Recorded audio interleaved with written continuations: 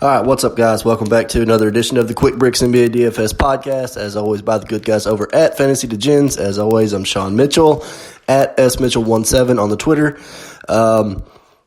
Lots of games on the slate today, big slate, 11 games. It is November 20th, Wednesday, so this is your Wednesday slate. Biggest slate that I think we've had so far. Should be a good one, lots of good games. As always, going to hop right into it, talk about the games, talk about the spreads, totals, a little bit about the pace. The first game that we have is the Knicks trailing into Philadelphia to take on the 76ers. We have the Sixers here as a 12.5-point home favorite, 213 on the total. So you have a big spread, low total. Usually not the kind of games you really want to target. The Knicks just fresh off a drumming of the Cavs. We know that the Cavs are not very good, but the Knicks just gave it to them at home. Both of these teams have been running with a slower pace. All of these paces that I'm going to repeat here are the last 5 games. So New York 29th, so they're third last, I should say. In terms of pace over the last 5, running really slow. Obviously, they're been getting their teeth kicked in a little bit. Or no, not the Knicks. Sorry, I was talking about the Cavs. The 76ers 21st. So again, not a really high pace game, low total, big spread. Usually not the games you want to look to target. May be able to find a little bit in that game though.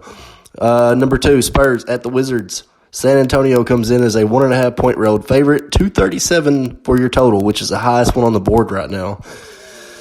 On an 11-game slate, you really wish that you wouldn't have to have the San Antonio Spurs in your highest total game on the board, but here we are.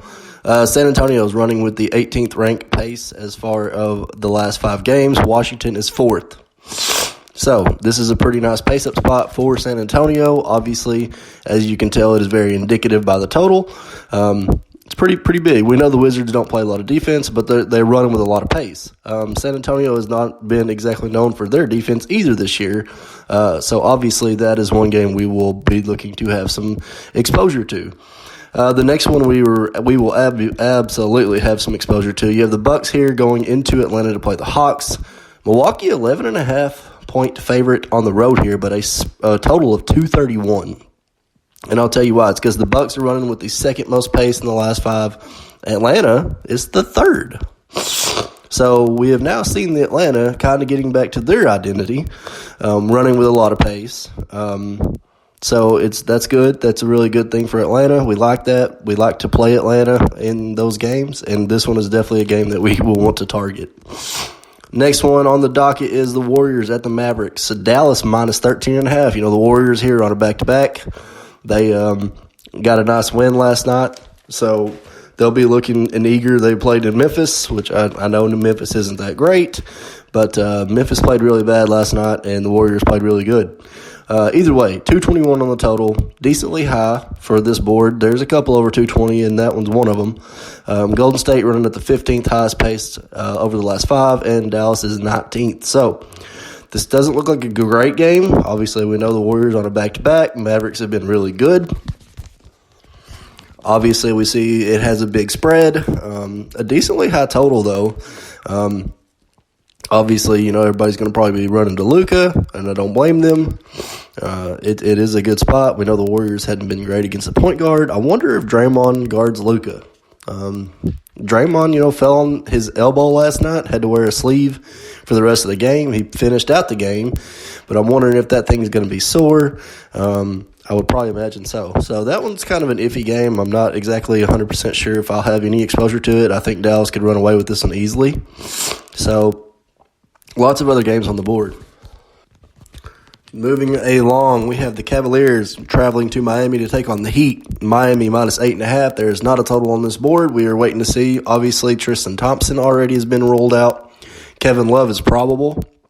I'm not sure about Larry Nance. So we're kind of waiting on some injury news in there. Cleveland running in the 24th pace. In their last 5, Miami 28th. So this is not a game that's going to feature the high pace that we thought. Miami came into the season running like the top 5 pace, and now they've kind of slowed back down to their nature. Last year, I think they finished mid-pack of the season.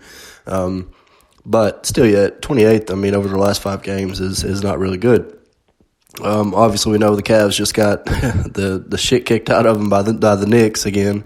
And Miami is almost a 9-point home favorite here. Not the greatest of things, but there are a few spots we like in that game. Rolling on, Hornets at the Nets. Nets minus 4.5, 220 on the total. Charlotte 27th in terms of pace, last 5. Brooklyn is 8th. Looks like Kyrie has already been ruled out again, so you're going to get chalked in Witty once again. And it's a decent spot. I mean, the Hornets, we know the Hornets don't play a lot of defense. It's a pretty decently nice spread here at 4.5, 220 on the board. Really like this game. Magic at the Raptors, Toronto minus 3.5, 210 on that total. Orlando 22nd in terms of pace over the last 5, Toronto 14th. So kind of a decently pace-up spot here for Orlando. Toronto's been right around the top 10 for most of the season. They've been inside the top 10 too. So this is a decently pace-up spot for Orlando. Not the highest total. Both teams rather play decent defense. So this one's interesting. I kind of like this game. I like a few spots in it as well. Pistons at the Bulls, one we definitely will be playing. Obviously, you have Derrick Rose returning to Chicago where he put up over 40 last time.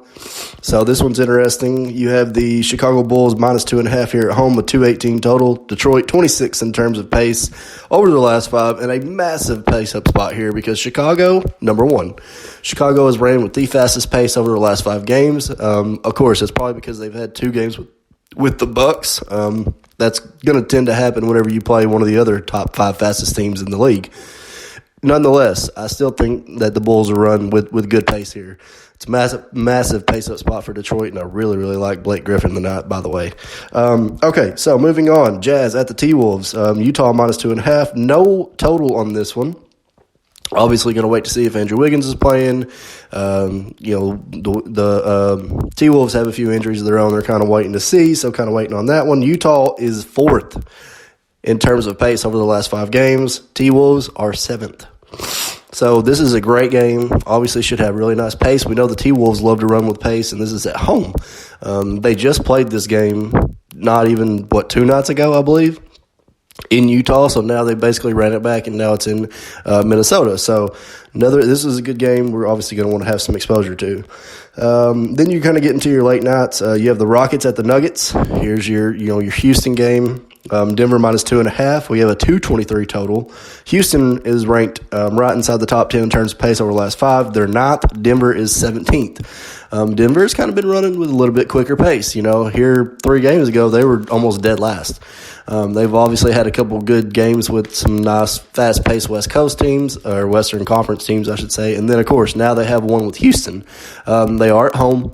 This is altitude, so it might be a little bit different for Houston. Obviously, they haven't played in Denver yet this year, so this one's interesting.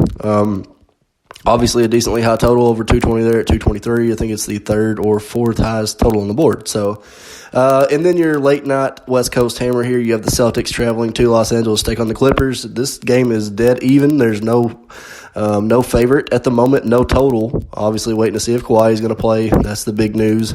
Boston's 16th, and the Clippers are 10th. So this one's a decently fast game, and a game we're going to want to have some exposure to.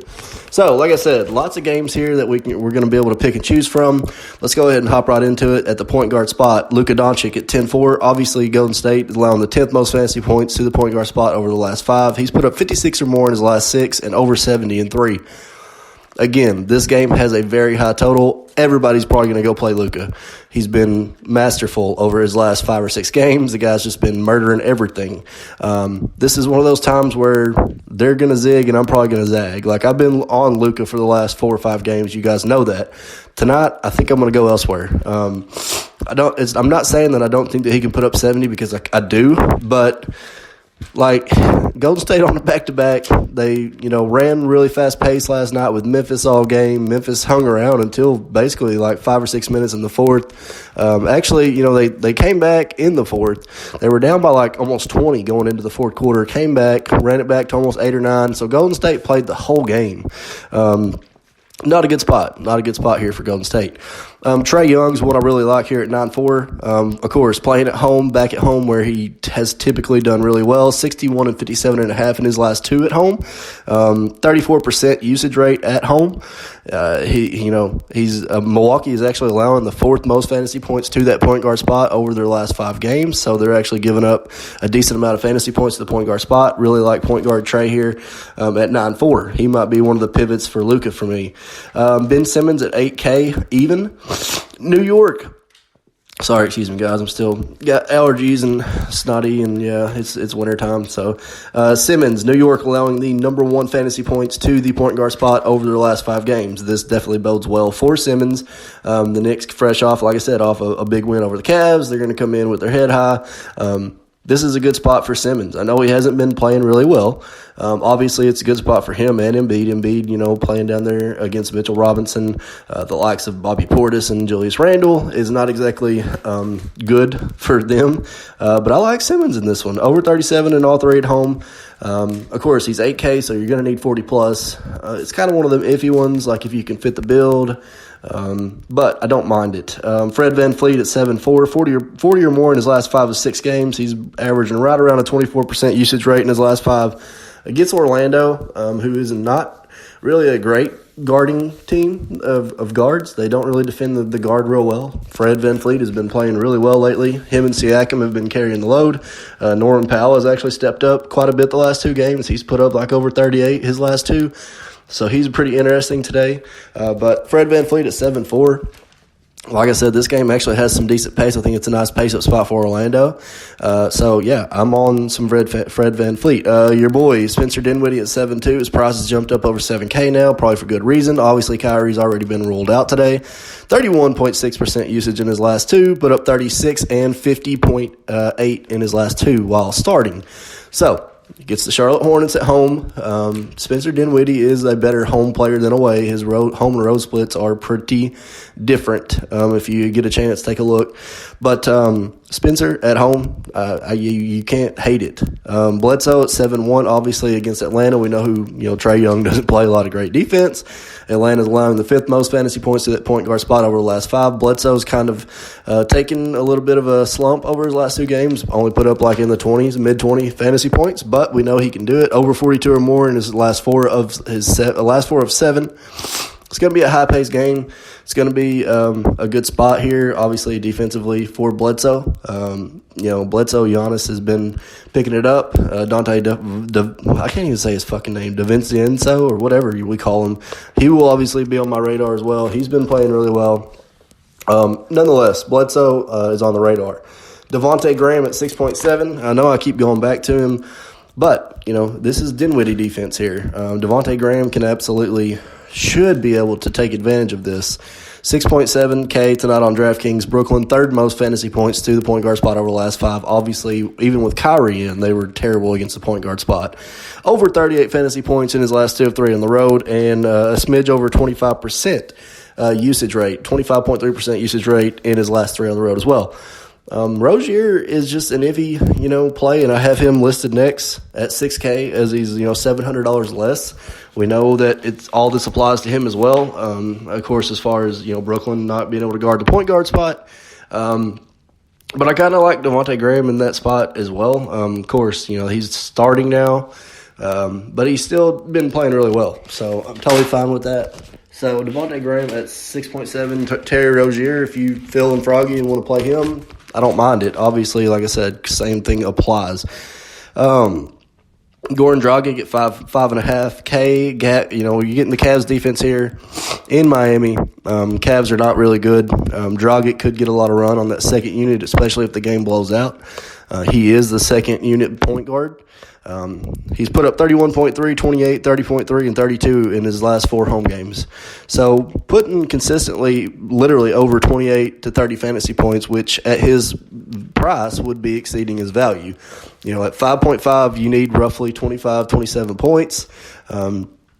So, again, he's hitting right around that value spot. If he gets a little bit of extended run, you never know. He could top 35. So, Goran Dragic is there. Of course, Derrick Rose with the return to Chicago, put up 40.8 here in his last game. Played 26 or 28 minutes last game. I know he's been injury prone, of course, this season. Missed a few games already. Nonetheless, I guarantee he plays tonight, and he's only 5.4. We know Chicago plays with a lot of pace. This is a huge pace-up spot for Detroit. So Derrick Rose, absolutely. Shooting guard, James Harden. I don't really need to talk about him, but it is in Denver. But I think he's actually had pretty decent success here in Denver in past seasons. 11-8, he's high-priced, but if you want to play Harden, I will not fault you. Brad Beal is the one that I will be looking at 9-5, 56, 68, 63 in his last three. San Antonio allowing the 8th most fantasy points to that shooting guard spot over the last 5 games. This has the highest total on the board. You're going to want to have some exposure to Brad Beal. It's just something you got to do. Wizards at home. Brad Beal has been amazing at home. The Spurs, like I said, have not been playing that great of defense, and it kind of shows in the DVP. So Brad Beal is probably one you want to get in. On the flip side, DeMar DeRozan at 8-1 has put up 45, 32, 32, 54 in his last 4. Washington is also allowing the 9th most fantasy points to the shooting or the small forward spot over their last 5. Sorry, DDR plays the 3. So I'm totally fine with DeRozan in that game, especially if you're going to want to stack it up like most will. You're going to want to have DeRozan in that game as well. Donnie Mitchell at 7-7, 54, 44, 55 in his last 3 on the road. Minnesota is allowing the number 1 fantasy points to that shooting guard spot over the last 5 games. He has had a 31.1% usage rate in his last 3 road games. So he hasn't played really he hasn't used a lot of aggression in his last couple of home games, but in his last couple of road games, he's really showed some aggression. Obviously, this is a really good spot, and it's in Minnesota where they will push the pace. So this is a good one. I like Donovan Mitchell quite a bit at 7-7. Zach LaVine at 6-8. Not really sure why his price went down, but we'll take it. We'll take the discount. 37, 47, 42 in his last 3 or 4. 31.8% usage rate in his last 4, and his price went down. Of course, the Bulls have the Pistons tonight, who we know struggle against guards and shooting guards. I don't really know why Zach LaVine's price went down, and he's here at home. So, really like LaVine. As I mentioned earlier, Norman Powell at 5.5. He's put up 33 and 39 in his last 2, taking 15 or more field goals attempts in his last 2. And he's actually led the team in usage over his last 2 with 26.5% usage rate. So, Norman Powell's pretty decent look here. Of course, they're playing the Magic, which isn't great, but it's at home, and it's a decently nice pace-up spot. So, Norman Powell at 5.5, I'm totally fine with. Sterling Shepard in that Milwaukee game with Atlanta is 4.6. He's put up 25 and 26.3 fantasy points in his last 2, played 26 and 25 minutes. We know that Chris Middleton is out for a while. Like I said, Dante has been the starter at the 3, but Sterling Brown has been getting a little bit of extra run. Playing in the 2 and the 3. So, Sterling Brown at 4.6 in this high-paced, fast game. I don't mind it one bit against Atlanta. Kevin Porter Jr. for the Cavs started last game, played 31 minutes, put up 28 fantasy points. So, we know there's already no Tristan Thompson. Larry Nance, we don't know if he's going to play. Kevin Love should play, but obviously the Cavs are hurting. He stepped in last game, played pretty well. So he's only 4.4K again tonight if you want to play him against the Heat. Not the greatest matchup, I know, but the minutes hopefully will be there. All right, moving along to the small forward. Giannis, I don't have to really talk about, and he shouldn't even be in this list, but he's 11-2. We're going to play Giannis. There's no doubt about that. PG-13 at 7-8, 29 minutes last game, most he's played all season. So he's played 3 games. If Kawhi comes back, it'll be interesting. He's put up 36.7% usage rate in his last 3. He had over 40 in the prior 2. Obviously, we know he put up 50 fantasy points in both of those games almost. He's 7-8 tonight, and he gets Boston at home. So if you're into that, I'm totally fine. Jimmy Butler at 7.7, over 47 or more in his last 3 of 5, over 48 in his last 2 at home. Cleveland allowing the 3rd most fantasy points to the small forward spot over the last 5. Totally fine with Jimmy Butler. One that I really like here is Will Barton at home at 6'3". 10th most fantasy points from Houston on that small forward spot over the last 5. He's getting right around a 20% usage rate at home, and he's put up 31, 42, 36, 38, and 38 in his home games over his last 4. Will Barton, I'm a big fan. Daniel House on the flip side at 4.8. He played 34 minutes in his return, put up almost 32 fantasy points, and Denver is also allowing the fifth most fantasy points to that small forward spot over their last five. So obviously, it's going to be a higher paced game. It is in Denver, but I like both small forwards in this game, and both of the teams are giving up decently amounts of points, fantasy points, to those spots. So, as I mentioned, Dante Disfaenso for the Bucks at 4.7, 24 more minutes in his last three, 25, 33 and a half fantasy points in his last two. Atlanta allowing the fourth most fantasy points over their last five to that small forward spot. So, he is in play again. Let's move over to the power forward spot. Trying to move this along. It's 11 games, lots to talk about, so trying not to miss anything and still get this thing under 30 minutes. All right. Kawhi at 9.3. We don't know if he's playing. We don't know how much he'll play. Obviously, something to monitor.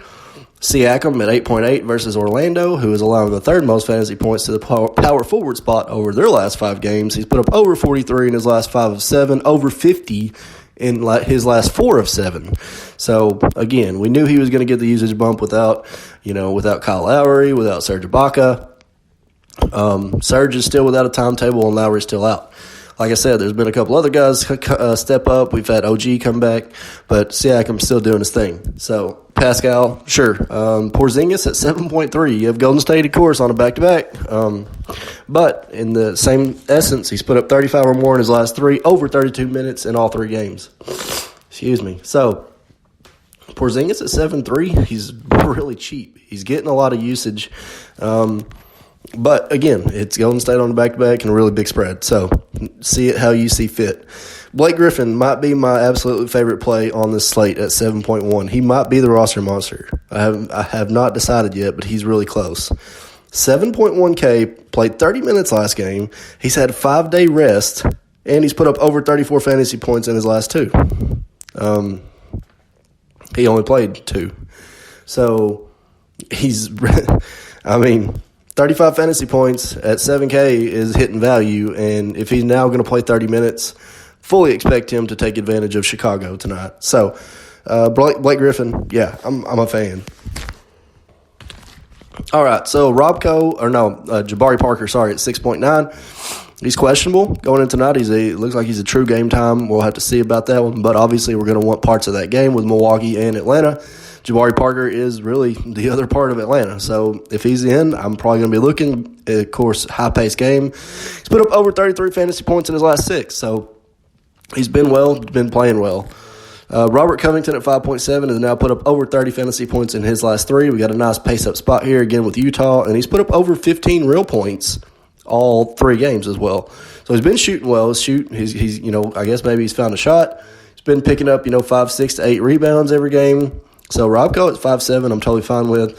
Rondé Hollis-Jefferson, of course, as long as Serge is still out, seems to be getting decent run over his last 3, 20 or more minutes. In his last 4, he's put up 28, 16, 35, and 28. So not a bad spot there at 4.9 for him. Rolling over to the center spot, Joel Embiid, 10K versus New York. Like I said, really like this spot. Don't really have to talk about it much. He should absolutely dominate. KAT at 9.6. Everybody, we all wanted to fade him. We did fade him against Utah last game in Utah. He put up 63.3. Shame on us. We will not be fading KAT again tonight, okay? All right, Bam at 8.3 is probably my favorite center. He should absolutely dominate this Cleveland team without Tristan Thompson. Cleveland allowing the most fantasy points to the center spot over their last 5 games. And he's put up 38, 45, and 52 in his last 3. So really love Bam at a battle tonight. He's definitely on the radar. Clint Capella at 7.9, over 42 in his last 5. So the guy's been just absolutely murdering things. 3 of 5 have went for over 50. Denver is allowing the 6th most fantasy points to that center spot over their last 5. Montrezl Harrell at 7K. Boston really weak at the center spot. He's fresh off a 55 fantasy point game. And I think he will have another really good game tonight, probably 40-plus. So Montrezl Harrell will be in play. Brook Lopez at 5.9, 50 fantasy points last game. Gets a Chicago team that's really bad against the center spot, he put that up against Chicago. Tonight he gets an Atlanta team that's pretty bad against the center spot as well, allowing the 7th most fantasy points over their last 5 to that spot. So good spot for Brolo. Again, his price is up, though. Last but not least, you have Jarrett Allen here versus Charlotte. We love fading Charlotte. If you want to play DeAndre Jordan, I'm totally fine with it, but Jared Allen is the one that's been getting the most run. Charlotte is allowing the second most fantasy points to that center spot over their last 5. He's put up over 30 fantasy points in his last 3. So that is it. That is this Wednesday edition of the Quick Bricks NBA DFS podcast. It's 25 minutes. It's 11 games. We'll have lots to talk about throughout the day. You guys have a wonderful Wednesday.